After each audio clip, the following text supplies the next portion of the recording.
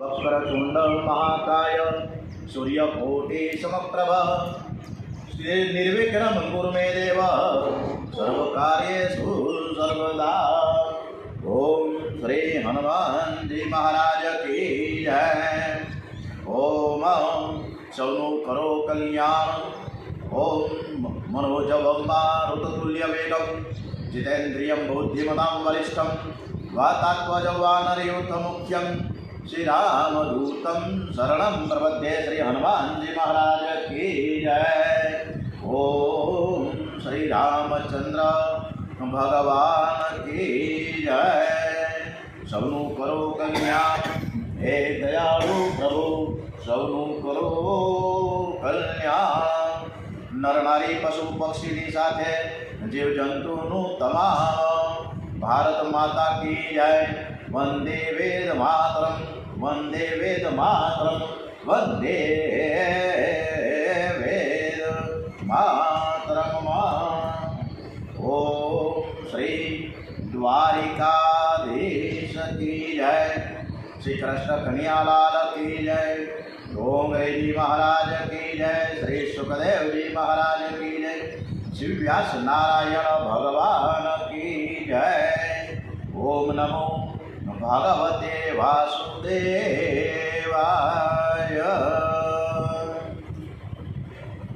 श्री कृष्ण कथा तरफ આપણે આગળ વધીએ।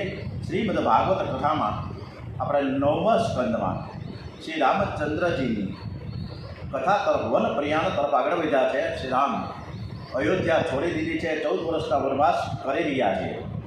એ કથા આપણે શ્રી રામચંદ્રજી અને કૃષ્ણ ભગવાનને સરસ રીતે આપણે સંભળાવીએ એવા ભાવ સાથે ઓમ નમો ભગવતે વાસુદેવાય। આજે 22મી તારીખ છે અને નોમ છે મહાવદ નોમ। આજે શનિવાર હનુમાનજીનો વાર કૃષ્ણવંદન દેવ કી જય। પ્રાતઃકાળમાં શૃંગવેરપુરમાં રથ આવી પહોંચ્યો છે। શ્રી રામ ગંગાજીને પ્રણામ કરે છે। શૃંગવેરપુરમાં રાજાને ખબર પડી કે સીતારામ પધાર્યા છે, એટલે કોક રાજાએ સ્વાગત તો કરવી પડે ને, બહુ જ ભાવથી પ્રભુને કીધું કે આવો આ નગરમાં તમે પ્રવેશ કરો અને અમારા ગામમાં તમે બિરાજમાન થાઓ અને તમે અમારી કુટિયામાં પધારો। પરંતુ શ્રી રામચંદ્રજીએ ખૂબ જ વિવેકથી વાત કરી કે મારે 14 વર્ષ સુધી કોઈ પણ ગામમાં પ્રવેશ કરવાનો નથી, મારે વનમાં જ રહેવાનું છે। હું અહીં એક દિવસ વ્રત કરીશ, બીજા દિવસે હું ફળાહાર કરીશ। રામ લક્ષ્મણ સીતાને ગંગા પાર જવું અને પછી એ પ્રમાણે કેવટ એને લઈ ગયા। કેવટને પાસે 1 પણ રૂપિયાની મજૂરી લીધા વગર કેવટે ખૂબ જ ભાવથી ગંગા પાર રામ લક્ષ્મણજી સીતાજીને કરાવ્યા, છતાંય કોઈ પણ પ્રકારની અપેક્ષા નહીં। એટલે રામચંદ્રજીએ કેવટને છેક સુધી યાદ રાખ્યો। જ્યારે અયોધ્યામાં પરત આવ્યા ને અયોધ્યાના નરેશભાઈના રાજ્યાભિષેક થયો અને એ વખતે પણ કેવટને યાદ કર્યો। એના ઉપરથી આપણને શીખ એ મળે છે કે દુઃખમાં કોઈ મદદ કરે તો એને ક્યારેય ન ભૂલવું, કોઈનો ઉપકાર દિવસ ભૂલવાનો નહીં। કોઈએ કોઈ સમય થોડી પણ સેવા કરી હોય તો તે યાદ રાખવું, સમય આવીએ તે ઉપકારનો બદલો અવશ્ય ચૂકવજો। પરમાત્મા મનુષ્યને સુખ સંપત્તિ આપે છે ત્યારે તે ઉપકારનો બદલો વિવેકથી પાછો વાળજો। હૃદય શ્રી રામ જેવું સરળ રાખજો, જેનું હૃદય સરળ છે તેના હૃદયમાં પરમાત્માનો વાસ હોય છે। હવે રામ લક્ષ્મણ અને જાનકી આગળ વનમાં ઉઘાડા પગે ચાલી રહ્યા છે। આગળ શ્રી રામ છે, પાછળ સીતાજી અને એના પછી લક્ષ્મણજી ચાલે છે। રામ લક્ષ્મણની વચમાં સીતાજી કેવા શોભે છે કે જાણે બ્રહ્મ અને જીવની વચમાં માયા કેમ ના હોય। આવું સરસ મજાનો વર્ણન તુલસીદાસજીએ કર્યું છે।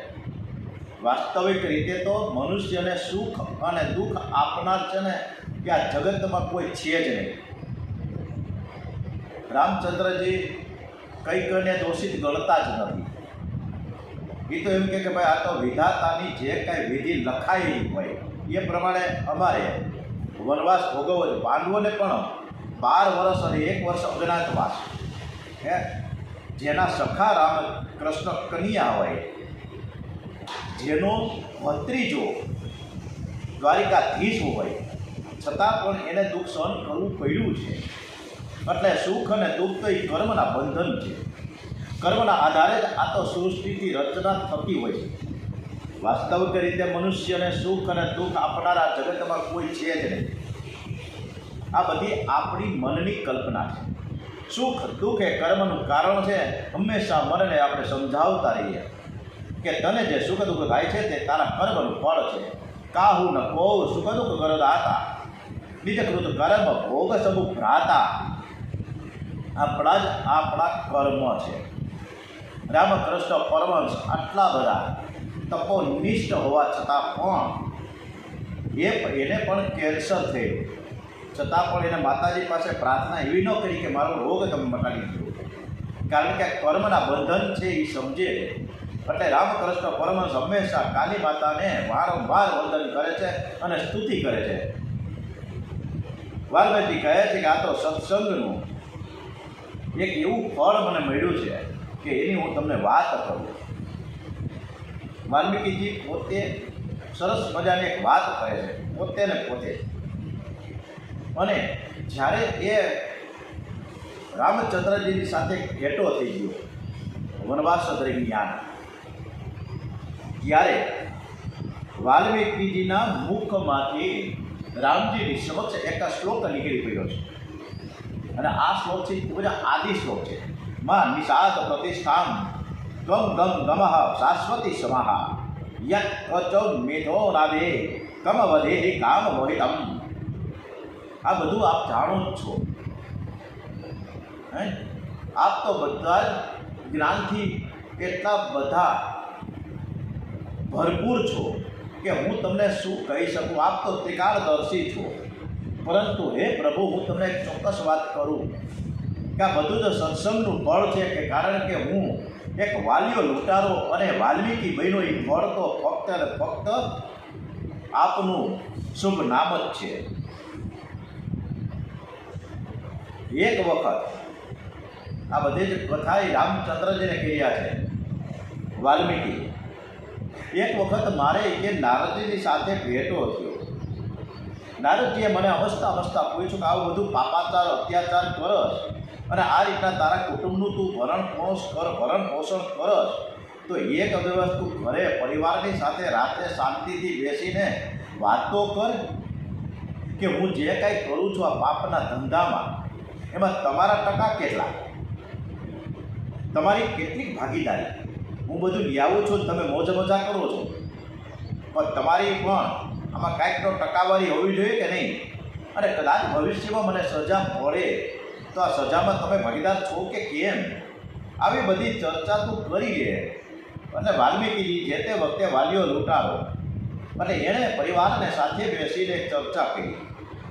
પરિવારના તમામ સભ્યોએ કહી દીધું કે ભાઈ આ બધું રહેવા દો, લૂંટપાટનો ધંધો તમે કરો, તમે ક્યાં કહીએ છીએ, તમે ખોટું કામ કરો, તમે કહીએ છીએ.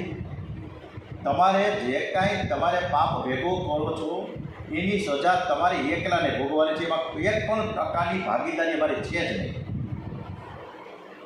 એટલે વાલ્મીકીજી કહે છે કે મારી આગ એ વખતે ઉઘડી ગઈ. મારો તમામ મોહ જે કુટુંબ પ્રત્યેનો હતો એ નાશ થઈ ગયો. અને પછી નારદજી કહે હવે તું બધું જ મૂકી દે, હું જેટલું કહું એટલું કહું, બધું જ શાંતિથી એક ઠેકાણે 24 કલાક સતત ને સતત રામ નામનું જપ કર. એટલે નારદજીએ કીધું કે તમે રામ રામ રામ રામ કરતા રહો અને પછી જો શું અનુભૂતિ થાય. નારદજી જતા રહ્યા.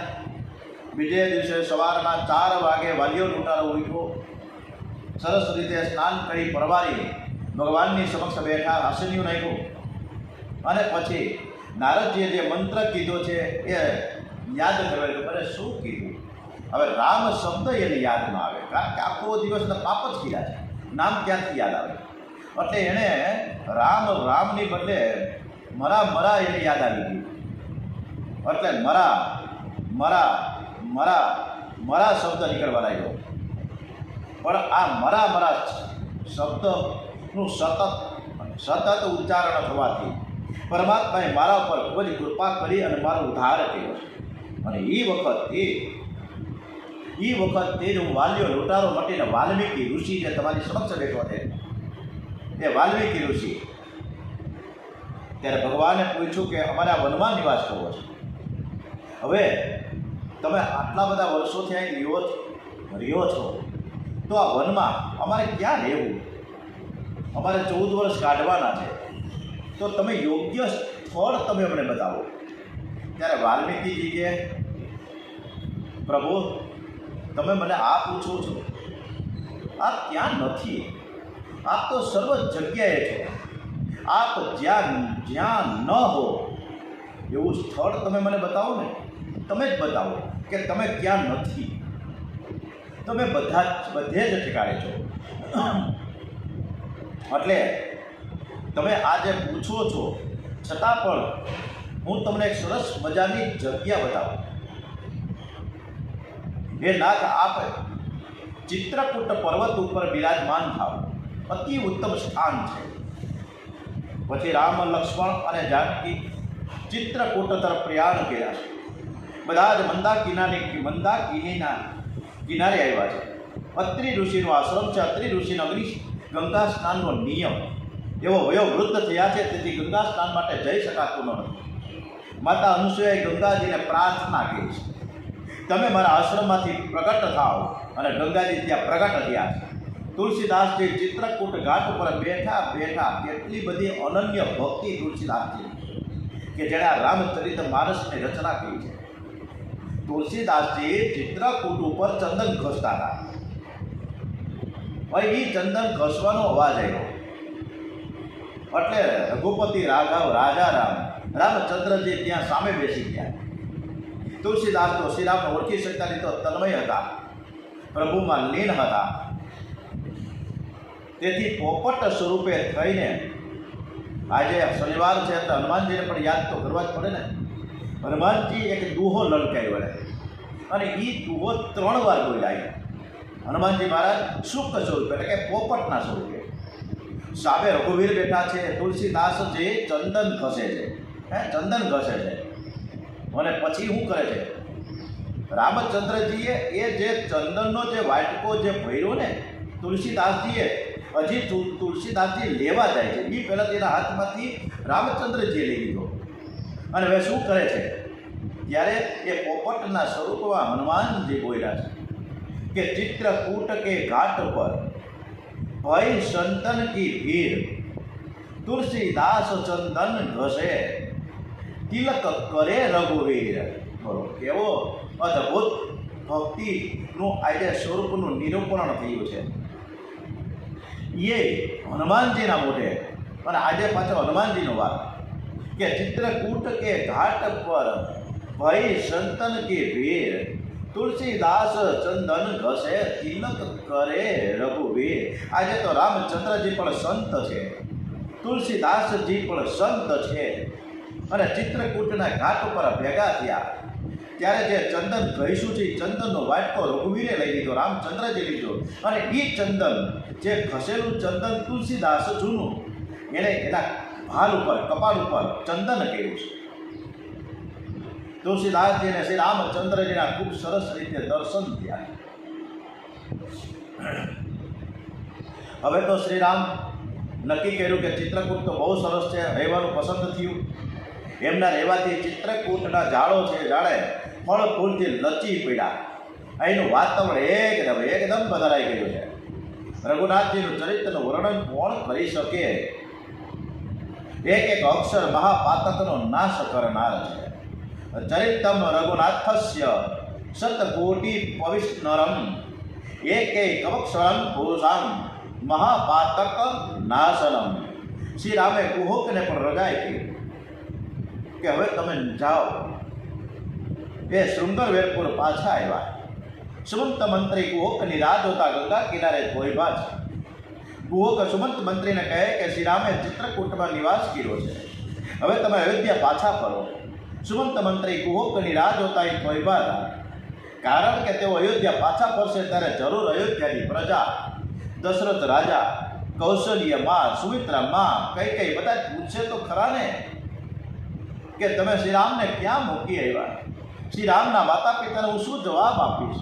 અરે મારા રથના ઘોડાઓ પણ શ્રી રામને જોડ્યા છે ને ત્યારથી ખાતા નથી, પાણી પીતા નથી. જેના વિયોગમાં પશુઓ વ્યાકુળ થયા છે, એના માતા પિતાને કેટલું દુઃખ થતું હશે. મને લાગે છે કે દશરથ રાજાના પ્રાણ ટકશે કે કેમ ને ટકી રહ્યા હશે કે કેમ. ચિંતાના આવા ભાર હેઠળ સુમંત મંત્રી મધ્યરાત્રિએ અયોધ્યામાં પ્રવેશ કર્યો. એ સીતા કૈકેયીના મહેલે જાય છે અને ત્યાંથી જાણવા મળ્યું કે શ્રી રામના વનવાસ ગમન પછી તરત દશરથ રાજાએ કૈકેયીના મહેલને ત્યજીને કૌશલ્યના મહેલ ગયા છે. એ કૌશલ્યના મહેલમાં રહે છે. રામ વિયોગમાં 5 દિવસ પૂરા થઈ ગયા છે. રાજા દશરથના મુખ ઉપર મૃત્યુની ઘેરી છાયા વળી ચૂકી છે. મંત્રી તેની નજીક જઈને દલવંત પ્રણામ કરે છે. દશરથજી આંખ ઉગાડીને પૂછ્યું કે મારો રામ ક્યાં છે? મારો રામ ક્યાં છે? તમે મારા રામને ક્યાં મૂકીને આવ્યા? મારો રામ પાછો આવ્યો? સીતા લક્ષ્મણ પાછા આવ્યા કે નથી આવ્યા? તું મને એની પાસે લઈ જા. દશરથજી વ્યાકુળ થઈ ગયા. આજ જોઈ સુમંતજીની આંખમાં આંસુ ભરાયો છે. સુમંતજી કહે કે મહારાજ, આપ તો જ્ઞાની છો, તમે ધીરજ ધારણ કરો. હું શ્રી રામનો સંદેશો લઈને આવ્યો છું. એમણે કહ્યું કે મારા પિતાજીને તમે મારા પ્રણામ કહેજો. એના આશીર્વાદથી અમે કુશળ છીએ. સીતાજીએ પણ કહ્યું છે કે મારા સસરાજીના ચરણમાં મારા પ્રણામ કહેજો. હું અયોધ્યા નહીં આવી શકું, હું મારા પતિ વગર જીવી નહીં શકું. લક્ષ્મણજીએ પણ તમને પ્રણામ પાઠવા છે. નિષાદ રાજે અને કેવટ નાવિકે તેમની સારી સેવા કરી. હવે રામ, લક્ષ્મણ અને સીતા પાછા નથી આવ્યા. એવા વચનો સુમંત્ર મંત્રીના મુખેથી સાંભળતા દશરથ રાજા, હે રામ, હે રામ, હે રામ, હે રામ, હે રામ બોલતા બોલતા ધરતી ઉપર ઢળી પડ્યા. કૌશલ્ય વ્યાકુળ થયા છે, છતાં રાજાને ધીરજ આપવા માટે પ્રયત્ન કરે છે. રામ વિરહ એ મોટો સાગર છે અને એ સાગર પાર કરવાનો છે. તમે કર્ણધાર હિંમત હારી જશો તો પછી અમારા બધાનું શું થશે? દશરથજી કહે છે કે મારી છાતીમાં દુખે. મને શ્રવણ કુમારના માતા પિતાએ શ્રાપ આપ્યો કે પુત્ર વિયોગમાં મારું મરણ થશે. પછી શ્રવણની કથા સંભળાવે છે. દશરથજી વિલાપ કરે છે કે મારો રામ જ્યાં હોય ત્યાં તમે મને લઈ જાઓ. દશરથજી શ્રી રામના એક સદગુરુની યાદ કરે છે અને પછી ધ્રુસકે રડવા લાગ્યા છે. મધ્યરાત્રિના સમયે રામ, રામ, રામ, રામ, રામ, રામ, રામ, રામ, રામ, રામ, રામ, રામ કરતા કરતા દશરથજીએ પોતાના પ્રાણ છોડ્યા. રામ રામ કહી, રામ કહી, રામ રામ રામ કહી, રામ ખનુ પર હરે રઘુવર વિરહી રાહુ ગયો સુર ધામ. દશરથ રાજાનો વિયોગ સાચો. દશરથ રાજાનો રામ પ્રેમ સાચો હતો કે રામના વિયોગમાં તે જીવવા નથી. શ્રવણને જ્યારે શબ્દ વેથી પ્રાણ મારવામાં આવ્યું, એમને ખબર નહોતી, નિર્દોષ હતા દશરથજી, પરંતુ શબ્દ વેથી પ્રાણથી શ્રવણ ત્યાં ને ત્યાં સ્વર્ગસ્થ થયો. ત્યારે એના મા બાપે શ્રાપ આપ્યો કે જ્યારે તારું મૃત્યુ થશે ત્યારે તારે કોઈ પણ દીકરા તારી હાજરી, ત્યારે તમારી એની હાજરી કી હોય, તમારા મૃત્યુ સમયે એક પણ દીકરા ઉપસ્થિત નહીં હોય. અને આજે બન્યું પણ એવું છે. ભરત અને લક્ષ્મણજી તો, ભરત અને શત્રુઘ્નજી તો હતા મોસાળ પક્ષી. રામ અને લક્ષ્મણ હતા વનવાસમાં. 4 દીકરા હોવા છતાં પણ દશરથજીની પાસે કોઈ ઉપસ્થિત ના હોય. એટલે દરેક શ્રાપ કોઈના નિહાહ ન લેવાય. એ નિહાહ આપણે એમ લાગે નિહાહ એક રીતે શ્રાપ જ છે. એ કુગદી તો ટચ કરશે એટલે કોઈના હૃદયને દુઃખ ન લાગે, દુઃખ ન પહોંચાડો. થાય એટલી સેવા કરો, ન થાય તો કાંઈ નહીં, પણ કોઈનું ખરાબ નહીં ઈચ્છીએ. બાકી કોકના જો નિશાસા લાગી જાય ને તો આપણી પાસે જે જીવનમાં છે ને કોકથી એવો પ્રસંગ ઊભો થશે કે કે નિશાસા એ સમય દરમિયાન ટચ થશે ને ત્યારે આપણે અર્થના અનર્થો થઈ જશે. આપણા દિવસો એટલા ખરાબ આવી જાય આપણે ખબર પણ ના પડે. આખા અયોધ્યામાં દશરથ રાજાના દેહાંતની ઘેરા શોકની લાગણી પ્રસરી ગઈ. બધા જ વિલાપ કરે છે. વશિષ્ઠજીએ બધાને સારો ઉપદેશ આપ્યો અને પછી સેવકોને આજ્ઞા કરી કે જાઓ તમે કઈ દેશમાં ભરત અને શત્રુઘ્નને એમ કહેજો કે ગુરુજી તમને અયોધ્યા બોલાવે. એમ ન કહેતા તમે કે દશરથ રાજાએ મહાપ્રયાણ કર્યું છે. ભરત અને શત્રુઘ્નને તેડવા માટે સેવકો ગયા છે. આ બાજુ ભરત અને શત્રુઘ્નનું મન પણ બેચેન હતું. તરત જ સેવકોએ સમાચાર આપ્યા. તરત જ દોડીને ભરત અને લક્ષ્મણજી આવ્યા. ભરત આવ્યાના સમાચાર સાંભળી કઈ હરખભેર દોડતી પાછી આવી. ભરત માતાજીને પૂછે કે માં મારા પિતાજી ક્યાં છે? કઈ કે ભરત આ અયોધ્યાનું રાજ્ય તને મળ્યું છે અને તારા પિતાજીએ પ્રાણનો ત્યાગ કર્યો છે. મારી બાજી તો બગડવાની જ હતી પણ મંથરાએ મને ઘણી મદદ કરી. મંત્રના કહ્યા મુજબ અમારા 2 વચનો જે તારા પિતાજી પાસે લેણા હતા તે મેં માંગ્યા. આથી વ્યાકુળ થઈને તારા પિતાજીએ પ્રાણ ત્યાગ કર્યો છે. ભરત કહે એ વખતે જ્યેષ્ઠ બંધુ રામ ક્યાં હતા?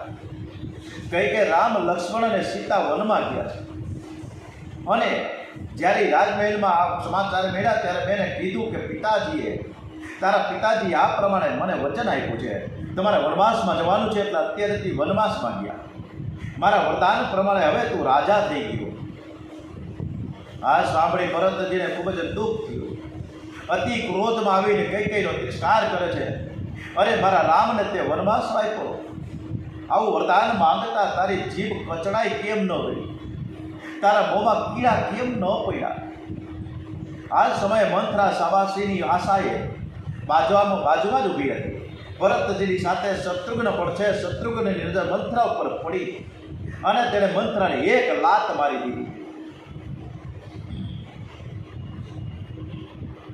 બીજા દિવસે પ્રાતઃકાળે સરયુ નદીના કિનારે દશરથજીના દેહનો અગ્નિ સંસ્કાર ભરતજી કરે છે.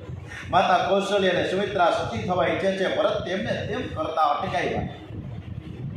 ભરત 14 વર્ષ પછી શ્રી રામ વનમાંથી પાછા આવે અને તે પછી તમારી ઈચ્છા પ્રમાણે તમે જે કંઈ કરો તો અત્યારે તમે બધા જ એને સમજાવે છે કે હવે 14 વર્ષ સુધી રામ લક્ષ્મણ અને જાનકી તો વનમાં ગયા છે. તમે વિરાજમાન થાવ, તમે અયોધ્યા નરેશ બનો અને પછી જ્યારે પાછા આવે ત્યારે આપણે રામનો રાજ્યાભિષેક કરજો. પણ 14 વર્ષ સુધી તો તમે અયોધ્યાનું સુકાન સંભાળો. નહીતર આ અયોધ્યા અત્યારે અનાથ છે પણ તમારે સનાથ કરવાની છે. કૌશલ્યાએ સમજાવ્યું છે, સુમિત્રાએ સમજાવ્યું છે, પરંતુ ભરતજીએ કોઈનું માન્યું નહીં. પિતાજી સ્વર્ગમાં ગયા, મારા ભાઈઓ અને ભાભી વનમાં ગયા અને આવી પરિસ્થિતિમાં હું ગાદીએ બેસું અને હું સુખી થાવ એવું તમે માનો છો? આવી રીતના પ્રજા સુખી થશે? એના કરતાં મારું મોત કેમ ન આવ્યું? આ બધા જ અનર્થનું કારણ હું છું. આ માટે મને બહુ જ દુઃખ થાય છે.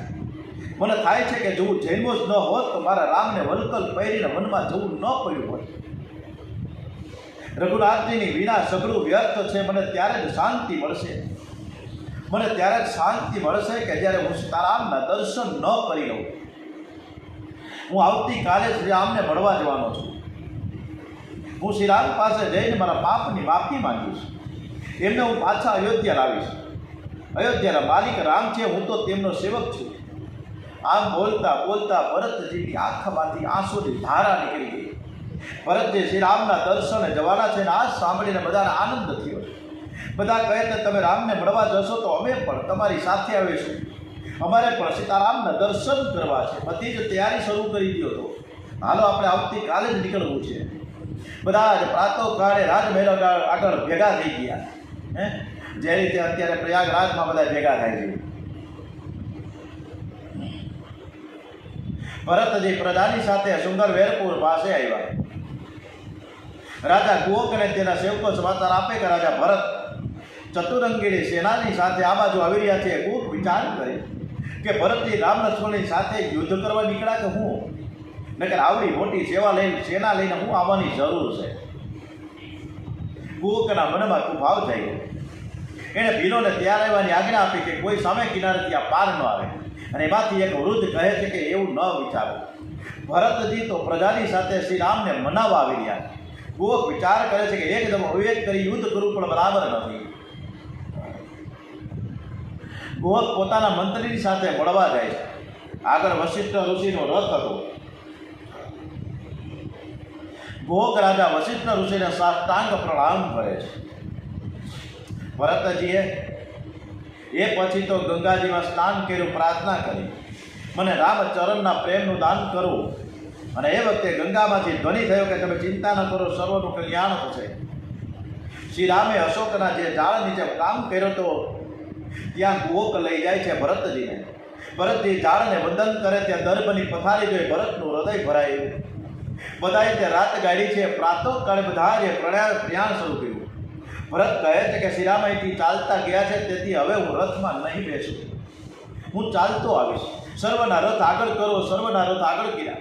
પાછળ ભરત શત્રુઘ્ન કુવક ચાલતા આવે છે. ભરતજી શત્રુઘ્નના ખભે હાથ મૂકીને હે રામ, હે રામ, હે રામ કરતા ચાલે છે. ધન્ય છે ભરતજીને, ભરતની દાસ્ય ભક્તિને. ભરત જેવો બળભાગી કોણ? ભરતજીને રામજી હંમેશા યાદ કરે. જગ જપુ રામ, રામ જપુ જય. એ પછી બધા જ ભારદ્વાજ ઋષિના આશ્રમમાં આવ્યા છે. ભારદ્વાજ મુનિએ બધાનું સ્વાગત કર્યું. રામના દર્શન કરવા જાય તેનું સરસ મજાનું સ્વાગત થાય, જેમાં કોઈ નવી નવાઈ નથી. રાત્રે ભરદ્વાજ મુનિ ભરતજીના પ્રેમની પરીક્ષા કરવા નીકળ્યા. તેઓ જ્યાં ભરતજી સુતેલા ત્યાં આવીને જોયા છે તો ભરતજી એક દર્ભના આસન પર બેસીને દ્રષ્ટિ નાસિકા ઉપર સ્થિર કરી સીતારામનો જપ કરે છે. એમને આરામની પડી નથી, ભોજનની પડી નથી. એમને તો કેવળ રામ રામ રામ રામ જ રેટા કરે છે. પ્રાતઃકાળે ભરદ્વાજ મુનિ ફરી ભરતજીનો જોવા આવ્યા. ખબર પડી કે ભરતજી આખી રાત શ્રી રામનો જપ કર્યો છે. એણે પથારીનો સ્પર્શ પણ કર્યો નથી. ભરતજીની તપશ્ચર્યા જોતા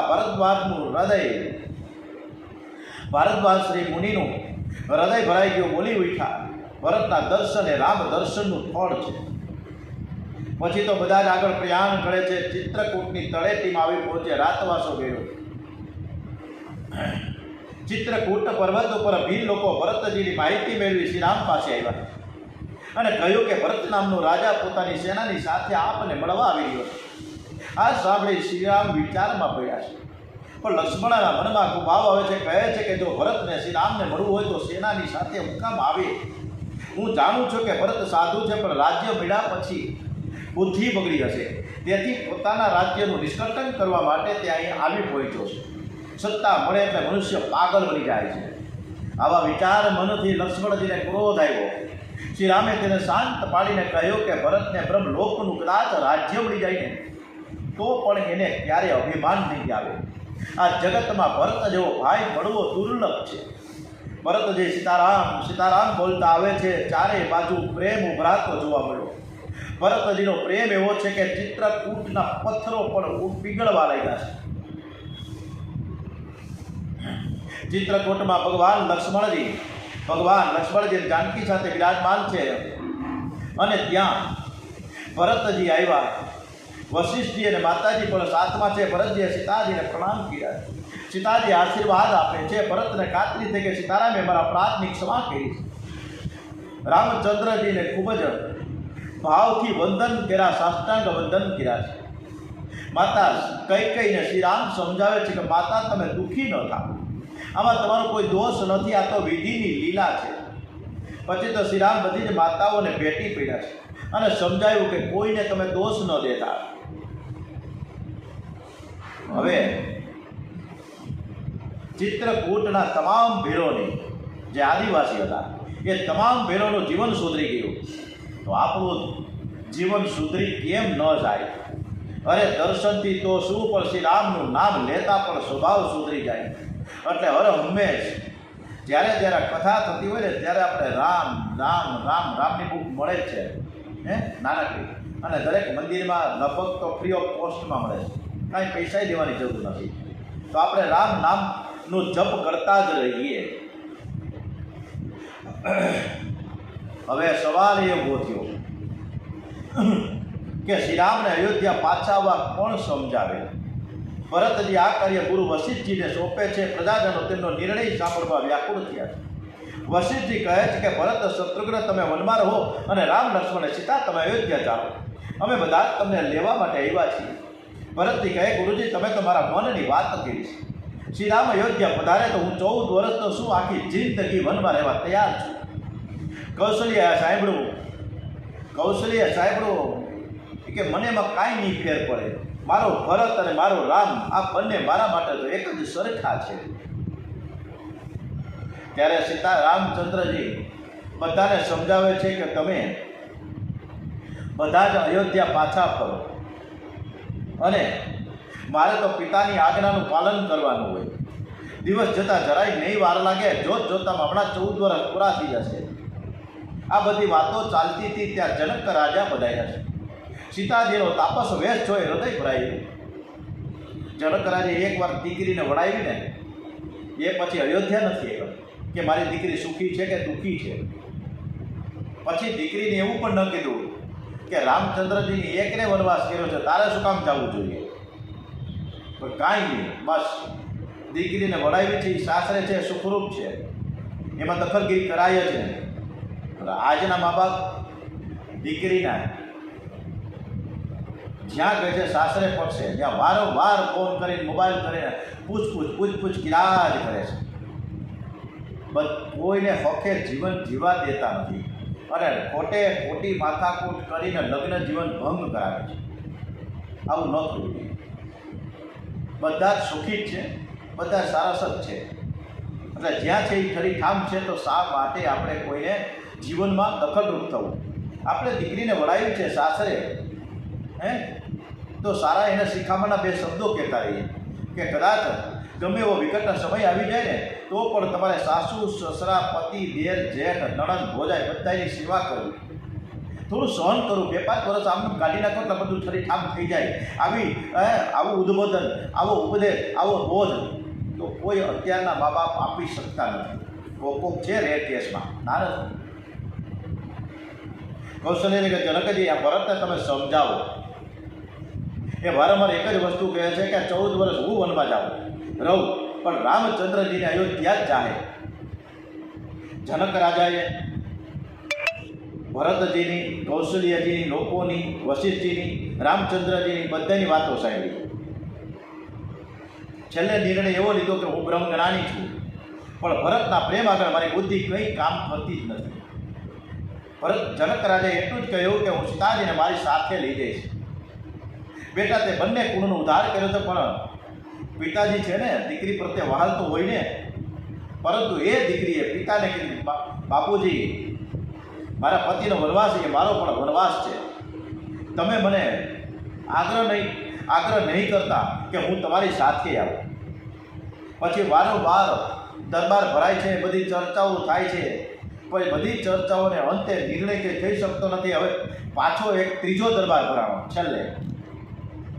ત્યારે શ્રી રામચંદ્રજીએ ભરતજીને બાજુમાં બેહાડ્યા. ભાઈ ભરત, મેં આજ સુધી તને કદી નારાજ નથી કર્યો પણ આજ તને મારે નારાજ કરવો જ પડશે. પિતાજીની બંને આજ્ઞાઓનું પાલન કરવાનું છે. પહેલી આજ્ઞા તારે પાળવાની છે, તારે રાજ્ય ગાદી ઉપર સંભાળવાની છે અને બીજી આજ્ઞા મારે પાળવાની છે. ભરતજી કહે હું એકલો કેમ જઈ શકું?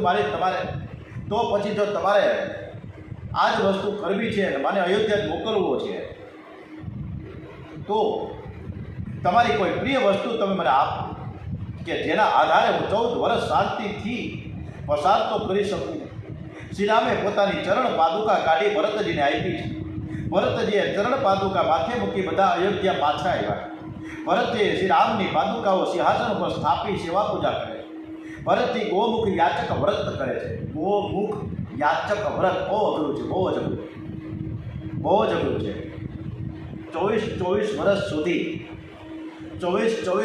સુધી આ તપોનિષ્ઠ પરમ પૂજ્ય ગુરુદેવ શ્રી રામ શર્મા આચાર્ય કે જે શાંતિકુંજ હરિદ્વારના સંસ્થાપક આવા પંડિત શ્રી રામ શર્મા આચાર્યજી ગાયત્રી પરિવારના સંસ્થાપક કે જેણે 24 વર્ષ સુધી ગાયત્રી મહામંત્રના 24 લાખ મહાપુરુષણ કર્યા છે. સાથે સાથે 24 વર્ષ સુધી ગાયને ખવડાવેલા જવ અને ગોદડામાંથી બહાર આવે અને એ જવ એમાં નોખા પાડે, પછી ધોવે, સૂકવે અને પછી એનો રોટલો થાય અને ગાયના દૂધની મોળી છાશ, આ બે જ વસ્તુ 24 વર્ષ સુધી આ પંડિત શ્રી રામ શર્મા આચાર્ય શ્રીએ આટલું કર્યું છે. આપણે અઠવાડિયું નવરાત્રિ રહેવી છે ને તોય ન થાય, બહુ અઘરું છે. આ જ રીતના ભરતજીએ જે ગોમુખ યાચક વ્રત કર્યું છે ને એની પ્રેરણાથી કદાચ પ્રેરણાથી હશે પંડિત શ્રી રામ શર્મા આચાર્ય શ્રીને કે ગાયને જવ ખવડાવે અને એ છાણમાંથી બહાર આવે, ગૌમૂત્ર સાથે ઉકાળે અને એ પ્રમાણે ઉકાળેલા જવ એકવાર દિવસમાં આરોગ્ય. શ્રી રામની તપશ્ચર્યા કરતાં ભરતની તપશ્ચર્યા શ્રેષ્ઠ છે. ભરતનો પ્રેમ એવો છે કે જળ પાદુકા ચેતન બની જાય છે.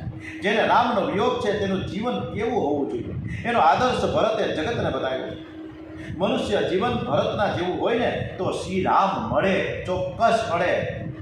ભરત ચરિત્ર મનુષ્ય માટે અનુકરણીય છે. શ્રી રામની પાદુકાની આજ્ઞા વગર ભરત કંઈ કરતા જ નથી. અને એ પછી આગળની કથા આગળ વધીએ તો પછી ગોદાવરીના કિનારે પંચવટીમાં રામ લક્ષ્મણે જાનકીએ મુકામ કર્યો. ગોદાવરીના કિનારે એક પર્ણકુટી બનાવી છે. પંચવટી એટલે 5 પ્રાણ, 5 પ્રાણમાં પરમાત્મા બિરાજમાન છે. ત્યારે સુપર્ણખા આવે છે. શ્રી રામને જોઈ તે મોહિત થાય છે. સંસાર અરણ્યમાં જે ભટકે તેને સુપર્ણખા મળે છે. સુપર્ણખા વાસનાનું સ્વરૂપ છે. તે રાવણની બહેન છે. તે રામને પોતાની સાથે લગ્ન કરવા કહે છે. શ્રી રામ કહે છે હું તો પરણેલો છું અને એક પત્ની વ્રત પાળું છું, તેથી સુપર્ણખાને લક્ષ્મણની પાસે મોકલાય.